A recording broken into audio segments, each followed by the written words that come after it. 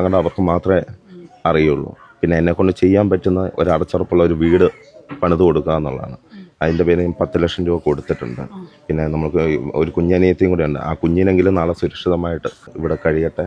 അതിനുവേണ്ടിയാണ് ഞാൻ ശരിക്കും 10 ലക്ഷം രൂപ കൊടുത്ത് അടച്ചുറപ്പുള്ള ഒരു വീട് പണിയാൻ വേണ്ടി കൊടുത്തിരിക്കും. Okay okay okay okay. പിന്നെ ഒന്നും പറഞ്ഞിട്ട് കാര്യമില്ല.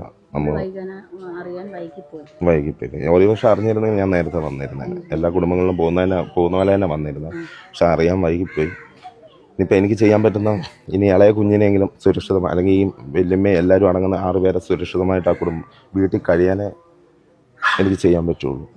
അതുകൊണ്ടാണ് ഞാൻ ഈ എമൗണ്ട് കൈമാറിയത്. കേട്ടോ, താങ്ക് യു. ഇപ്പോൾ വലിയ ആൾക്കാർ വന്നൊരു സന്തോഷമുണ്ട്. സഹായം പ്രതീക്ഷിക്കാത്തതിന് വലുതായിട്ടുള്ള രീതിയിൽ സഹായിച്ചു. ഈ വീടിന് വേണ്ടി 1 വർഷം മുമ്പ് പഞ്ചായത്തിൽ അപേക്ഷ കൊടുത്തിരുന്നതാണല്ലേ? പഞ്ചായത്തിൽ കൊടുത്തിരുന്നായിരുന്നു. ഇപ്പോൾ അവർ തിരക്കിയപ്പോൾ അതിൻ്റെ അപേക്ഷ ഇന്നലെയാണ് ബ്ലോക്കിലോട്ട് ചെല്ലുന്നതെന്ന് പറയുന്നത്. പോയി കിട്ടിയതന്നെ. അടച്ചുറപ്പുണ്ടായിരുന്നവിടെയാണെങ്കിൽ ഇങ്ങനെ സംഭവിക്കില്ലായിരുന്നു.